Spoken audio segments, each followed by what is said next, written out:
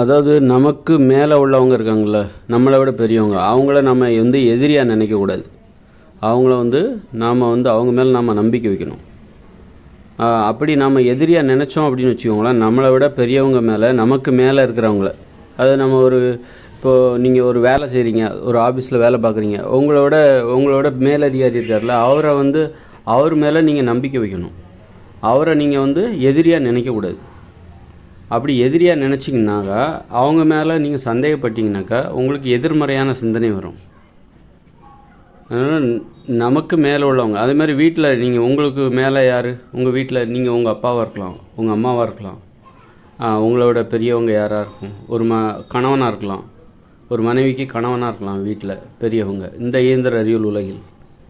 அப்படி இருக்கும்போது அவங்க மேலே நம்பிக்கை வைக்காமல் இருந்தீங்கன்னா உங்களுக்கு அவங்கள நீங்கள் எதிரியாக நினைக்கிறீங்கன்னு அர்த்தம். அப்படி நம்மளை விட பெரியவங்க, நமக்கு மேலே இருக்கிறவங்கள நாம் எதிரியாக நினச்சோன்னாக்கா நமக்கு எதிர்மறையான சிந்தனை வரும், நமக்கு சோம்பேறித்தனம் வரும், அவர்களுக்கு உதவி செய்வதற்கு நமக்கு மனசு வராது.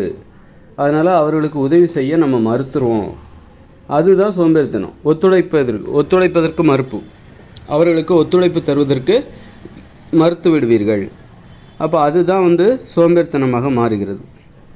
எதிர்மறையான சிந்தனை தான் சோம்பேறித்தனமாக மாறுது. இப்போ எதிர்மறையான சிந்தனைன்னா என்னென்னாக்கா, நமக்கு மேலே உள்ளவங்க, நாம் எங்கே இருப்போம், வீட்டில், அப்புறம் வேலை செய்கிற இடத்துல. இங்கே யார் நமக்கு மேலே உள்ளவங்க அப்படின்னா, வேலை செய்கிற இடத்துல நம்மளோட மேலதிகாரிகள் நிறைய பேர் இருப்பாங்க, நமக்கு மேலே உள்ளவங்க நிறைய பேர் இருப்பாங்க, தலைமை பொறுப்பில் ஒருத்தர் இருப்பாங்க. அப்படி நம்ம குறிப்பாக அந்த தலைவரை நீங்கள் எதிரியாக நினச்சிங்கன்னா, அவங்க மேலே உங்களுக்கு நம்பிக்கை இல்லைன்னு வச்சுக்கோங்களேன். அவங்கள நீங்கள் எதிரியாக நினச்சிங்கன்னா, அதாவது உங்களுக்கு மேலே உள்ள அவரை நீங்கள் எதிரியாக நினச்சிங்கன்னா, அவங்க மேலே உங்களுக்கு நம்பிக்கை இல்லைன்னா உங்களுக்கு மனசில் எதிர்மறையான சிந்தனை வரும். அப்போ என்ன ஆகும் அப்படின்னா, சோம்பேறித்தனம் வந்துடும். அவங்கள எதிரியாக நினைக்கும் போது, ஏன்னா உங்களுக்கு மேலே உள்ளவங்களுக்காக தான் நீங்கள் வேலை பார்த்துட்ருக்கீங்க. நீங்கள் செய்கிற வேலைங்கிறது அது உங்கள் வேலையாக இருந்தாலும், ஆனால் அடிப்படையில் நீங்கள் யாருக்காக வேலை செய்கிறீங்க, உங்களுக்கு மேலே உள்ளவங்களுக்காக நீங்கள் வேலை செஞ்சிட்ருக்கீங்க. அப்போ அவங்களையே நீங்கள் எதிரியாக நினச்சிங்கன்னா உங்களுக்கு உழைப்பதில் சோம்பேறித்தனம் வந்துடும். உழைப்பதற்கு உங்கள் உடம்பு மறுத்துரும். ஏன்னா யாருக்காக நீங்கள் வேலை செய்கிறீங்களோ அவங்களே நீங்கள் எதிரியாக நினைக்கிறீங்க. எதிரிக்கு யாராவது வேலை செய்வாங்களா? எதிரிக்காக யாராவது வேலை செய்வாங்களா? எதிரிக்காக யாருமே வேலை செய்ய மாட்டாங்க. அதனால தான் நமக்கு மேலே உள்ளவங்க, நம்மளை விட பெரியவங்க, அவங்க மேலெல்லாம் அவங்கள நாம் எதிரியாக நினச்சோன்னா நமக்கு சோம்பேறித்தனம் வந்துடும். நம்ம உடம்பு உழைப்பதற்கு மறுத்துவிடும், ஒத்துழைப்பதற்கு மறுத்துவிடும். அதனால் அது என்ன ஆகும் அப்படின்னா, அதுதான் எதிர்மறையான சிந்தனையாக. எதிரியாக நினைக்கும்போது, நமக்கு மேல் உள்ளவங்கள நாம் எதிரியாக நினைக்கும்போது அவர்களுக்கு எதிரான சிந்தனை தான் எதிர்மறையான சிந்தனை எனப்படும். அதனால் எதிர்மறையான சிந்தனைன்னா என்ன அப்படிங்கிற முதல்ல. அதே மாதிரி மேலே நமக்கு கீழே இருக்கிறவங்க மேலே நம்ம நம்பிக்கை வைக்கக்கூடாது. எப்போவும் அவங்கள கண்காணிச்சிக்கிட்டே தான் இருக்கணும். நமக்கு கீழே உள்ளவங்க மேலே நம்ம நம்பிக்கையை வச்சிட்டோன்னு வச்சுக்கோங்க, அவங்கள நம்ம கொஞ்சம் எதிரியாகவே நினைக்கணும். நமக்கு கீழே உள்ளவங்கள நாம் எதிரியாக நினைக்கணும்.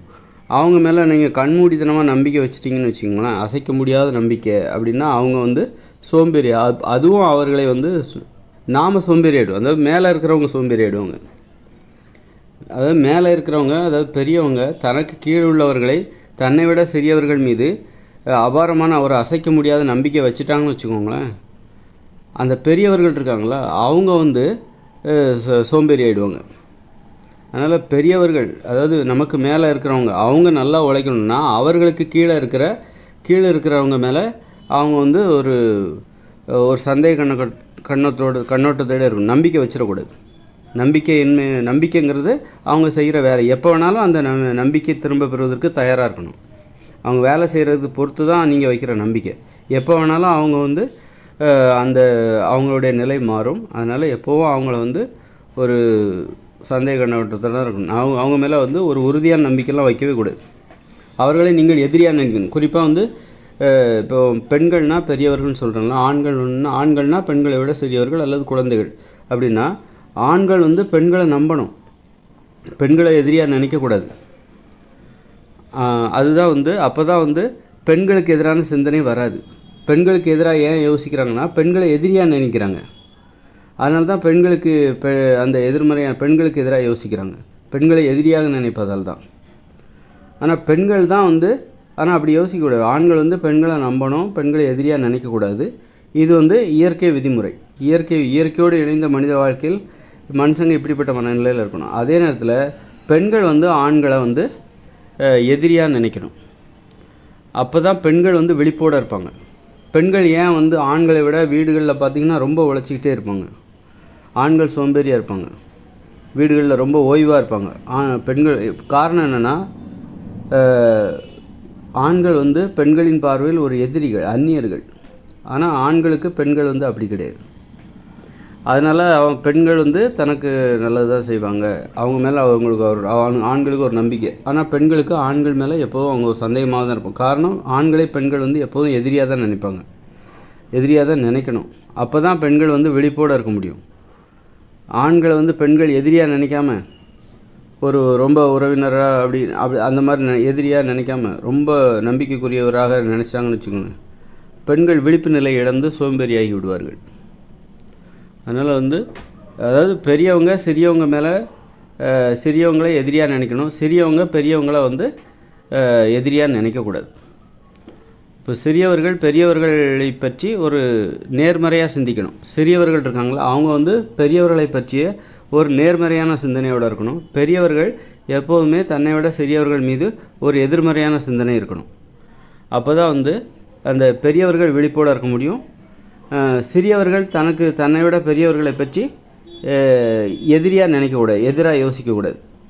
அப்போ எதிர்மறையான சிந்தனையோடும் வந்துவிடும். அதனால் அவங்க சோம்பேறி ஆகிடுவாங்க. அதை தடுப்பதற்காக சிறியவர்கள் என்ன பண்ணணும், தன்னை விட பெரியவர்களை பற்றி எப்போவுமே எதிரியாக நினைக்காம தனக்கு நல்லது தான் இவங்க செய்வாங்க அப்படின்னு நினைக்கணும். அப்போ தான் வந்து பெரியவர்கள் வந்து சின்னவங்களை திட்டும்போது அதை எளிதாக எடுத்துக்க முடியும்.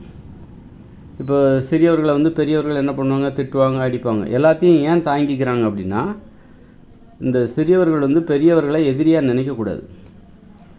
அப்படி நினைக்காத பொழுது தான் பெரியவர்கள் வந்து சிறியவங்களை அடிக்கும்போது அந்த அடியை திட்டு எல்லாத்தையும் வாங்கிக்க முடியும். அதே நேரத்தில் இப்போ பெண்களை வந்து ஆண்கள் அடிக்கிறாங்கன்னு வச்சுக்கோங்க, அதை வந்து பெண்களால் தாங்கிக்க முடியாது. ஒரு சுயமரியாதையுடைய ஒரு பெண்களால் அதை தாங்கிக்க முடியாது. இயற்கை விதிமுறைப்படி தாங்கிக்க முடியாது. அதை வந்து ஏற்றுக்கவே முடியாது. அதை வந்து மிகப்பெரிய அவமரியாதை. காரணம் என்னென்னா, ஆண்களை வந்து பெண்கள் எப்படி நினைப்பாங்கன்னா எதிரியாக நினைப்பார். எதிரியிடம் அடி வாங்கினா எப்படி கோவம் இருக்கும், எவ்வளோ அவமானமாக இருக்கும். ஆண்கள் வந்து பெண்களை அடித்தால் அது பெண்களுக்கு ஏன் அவமானத்தை தருகிறது, ஆனால் பெண்கள் வந்து ஆண்களை அடித்தால் ஏன் அது ஆண்களுக்கு அவமானத்தை தருவதில்லை அப்படின்னா, ஆண்கள் வந்து பெண்களை வந்து எதிரியாக நினைக்கக்கூடாது, ஆனால் பெண்கள் வந்து ஆண்களை எதிரியாக நினைக்கணும். அதுதான் பெண்களுக்கு பாதுகாப்பு. எதிரியாக நினைக்கலன்னு வச்சுக்கோங்களேன், பெண்கள் வந்து ஆண்களை எதிரியாக நினைக்கவில்லை என்றால் ஆண்கள் வந்து எவ்வளோ அடித்தாலும் பெண்களுக்கு சூடு சொரணையே இருக்காது. ஏன் இன்றைக்கி நீங்கள் அடிக்கவே இல்லை, இந்த ஒரு வாரமாக ஏன் நீங்கள் என்ன அடிக்கவே இல்லைன்னு கேட்பாங்க பெண்கள். இப்போ நிறைய பெண்கள் பார்த்திங்கன்னா, ஆம்பளைங்க வந்து பொம்பளைங்களை அடிக்கணும், வீட்டுக்காரர் அடித்தா அது நல்லது, நம்ம ஏதாவது தப்பு பண்ணணும் அடிக்கிறாங்க அப்படின்னு அவங்க நினைக்கிறாங்களே. அது ஏன் அப்படின்னா, அந்த மாதிரி தான் பெண்கள் வந்து ஆண்களை வந்து எதிரியாக நினைக்கலை. ஆண்கள் தான் இப்போ பெண்களை எதிரியாக நினைக்கிறாங்க. தற்போதுள்ள இயந்திர அறிவியல் உலகில் ஆண்கள் வந்து இப்போ பெண்களை எதிரியாக நினைக்கிறாங்க, ஆனால் பெண்கள் வந்து ஆண்களை எதிரியாக நினைக்கலை. இதுதான் வந்து செயற்கையான ஒரு நடைமுறை, செயற்கையான இயற்கைக்கு முரணான ஒரு நடைமுறை. அது இந்த இயந்திர அறிவியல் உலகத்துக்கு அது சரிதான். இயந்திர அறிவியல் உலகத்துக்கு இந்த நடைமுறை, செயற்கையான நடைமுறை என்பது சரியானது தான். ஆனால் இது தற்காலிகமானது தான், நிரந்தரமானது கிடையாது. அது நிரந்தரமானது கிடையாது. அதுக்காக வந்து ஒரு ஆண் வந்து பெண் மீது வந்து பெண்களை வந்து நம்பக்கூடாது. இந்த இயந்திர அறிவியல் உலகில் பெண்களை ஆண்கள் நம்பக்கூடாது, ஆனால் பெண்கள் வந்து ஆண்களை நம்பணும். இது இந்த இயந்திர அறிவியல் உலகத்துக்கு மட்டுமே பொருந்துகிற ஒரு செயற்கையான மற்றும் தற்காலிகமான ஒரு நடைமுறையாகும். ஆனால் இயற்கை விதிமுறைப்படி பெண்கள் வந்து ஆண்களை நம்பக்கூடாது, பெண்கள் வந்து ஆண்களை எதிரியாக நினைக்கணும். ஆனால் வந்து ஆண்கள் வந்து பெண்களை வந்து எதிரியாக நினைக்கக்கூடாது. அந்த மாதிரி இருக்கும்போது தான் அந்த உறவு முறையில் சரியா. அதனால தான் பெண்களை ஆண்கள் அடித்தாங்கன்னு வச்சுக்கோங்களேன், பெண்களுக்கு அது அவமானத்தை ஏன் தருது அப்படின்னா, ஏன்னா எதிரியிடமிருந்து அடி வாங்கினால் எப்படி அவமானம் நமக்கு ஏற்படும். ஒரு எதிரி நம்மளை அடிக்கிறான் அப்படின்னா நமக்கு எப்படி அவமானத்தை தரும், ஒரு பழி உணர்ச்சியை தருமா இல்லையா, பழி வாங்கி ஆகணுங்கிற அந்த எண்ணம் வருமா இல்லையா. அதே தான் இந்த பெண்களை வந்து ஆண்கள் அடிக்கும்போது அது அவர்களுக்கு எதிரியிடம் வாங்கிய அடியை போல அவமானத்தை தருகிறது. எப்படியாவது அதற்கு பழி வாங்க வேண்டும் என்கிற அதை மறக்க மாட்டாங்க. வேறு வழி இல்லை, சூழ்நிலை கைதியாக அவங்க இருப்பாங்க. வேறு அப்படிங்கிற மாதிரி தான் அந்த இது போகும். அதனால் பெரியவங்க சின்னவங்க வந்து எப்பவும் பெரியவங்களை வந்து எதிரியாக நினைக்கக்கூடாது. அதனால தான் பெரியவங்க அடிக்கிற அடி திட்டெல்லாம் தாங்கிக்கணும். சின்னவங்களுக்கு அந்த மனப்பான்மை எப்படி வரும் அப்படின்னா, பெரியவர்களே சிறியவர்கள் எதிரியாக நினைக்கக்கூடாது. இப்போ சின்னவங்களாம் இருக்காங்களா, அவங்க வந்து பெரியவர்களை எதிரியாக நினைக்கக்கூடாது. அப்போ தான் பெரியவங்க திட்டினாலும் அடித்தாலும் அதை வாங்கிக்கிற அந்த மன உறுதி வந்து சிறியவர்களுக்கு கிடைக்கும்.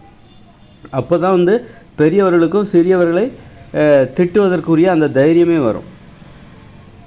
இப்போ சிறியவர்கள்லாம் பெரியவர்களை வந்து எதிரியாக நினச்சாங்கன்னா, அந்த பெரியவர்கள் இருக்காங்களா அவங்களுக்கு இந்த தன்னை விட சிறியவர்களை பார்த்து திட்டுறதுக்கோ அடிக்கிறதுக்கோ பயமாக இருக்கும், அச்சமாக இருக்கும். அதனால் வந்து அடிக்க மாட்டாங்க. அப்போ என்ன ஆகும் அப்படின்னா, சிறியவர்களை வழி நடத்துவதற்கு ஆள் இல்லாமல் போய்விடும். சிறியவர்கள் மீது அன்புங்கிறது, சிறியவர்களை வழி நடத்துறது தான் பெரியவர்களுடைய கடமை.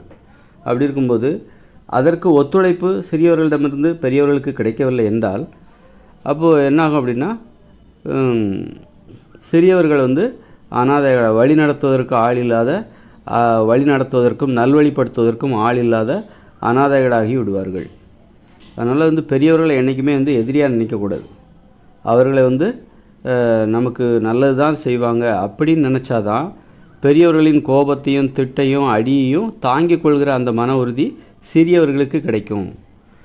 ஒருவேளை சின்னவங்க வந்து பெரியவர்களை வந்து எதிரியாக நினச்சாங்கன்னு வச்சுக்கோங்களேன், அப்போ பெரியவர்கள் ஒரு சொன்னால் போதும், அந்த சிறிய வயதினருக்கு அவ்வளோ கோவம் வரும், சிறியவர்களுக்கு அவ்வளோ கோவம் வரும், தாங்கவே முடியாது. அது அவமானத்தை தரும், பழி உணர்ச்சி ஏற்படுத்தும், அப்புறம் எதிர்த்து பேசுவாங்க.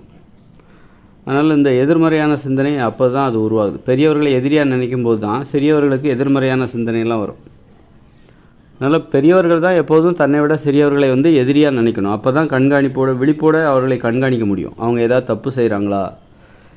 பெண்கள் ஏன் ஆண்களை ரொம்ப கவனிப்பாங்க, காரணம் வந்து ஆண்களை பெண்கள் எதிரியாக நினைப்பாங்க, சந்தேகப்பட மாட்டாங்க, அவங்க மேலே சந்தேகப்பட்டுகிட்டே இருப்பாங்க. அப்போ தான் ஆண்களை வந்து கண்காணிக்கிறதுக்கு, அதுதான் அவர்களுக்கு அந்த மாதிரியான மனநிலை ஏன் வருதுன்னா, எப்பவும் கண்காணிச்சிட்டே இருப்பாங்க, ரொம்ப விழிப்போட, ரொம்ப சந்தேகமாக. ஆண்கள் மீது பெண்கள் எப்போதும் சந்தேகமாக ஏன் இருக்க காரணமே என்னன்னாக்கா, அப்போ ஆண்களை பெண்கள் எதிரியாக தான் நினைப்பாங்க. எதிரியை வந்து நம்ம எப்போவுமே நம்ப மாட்டோம். எதிரி நம்ம பக்கத்தில் இருந்தால் நாம் ரொம்ப விழிப்போடு இருப்போம். அப்படிதானே, ரொம்ப விழிப்போடு அவங்க என்ன செய்கிறாங்க எது செய்கிறாங்கன்னு கவனிச்சிக்கிட்டே இருப்போம்.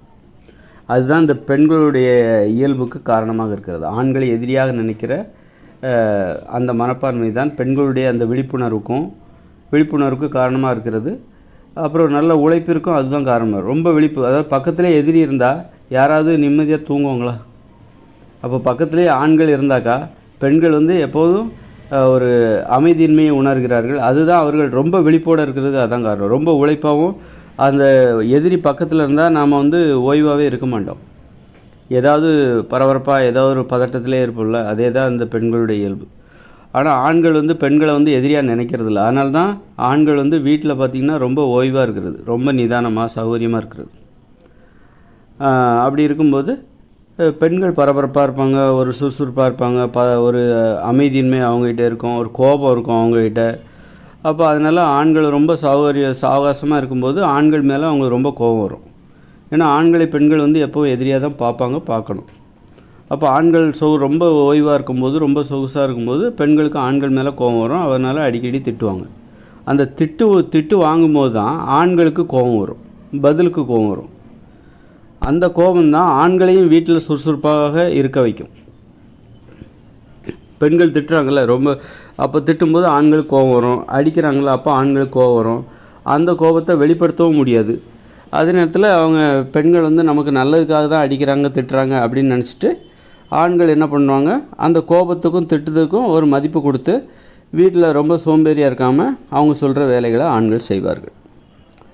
இதுதான் வந்து ஆண் பெண் உறவில் நிலவுகிற ஒரு பல்வேறு உண்மைகளில் இதுவும் ஒன்று.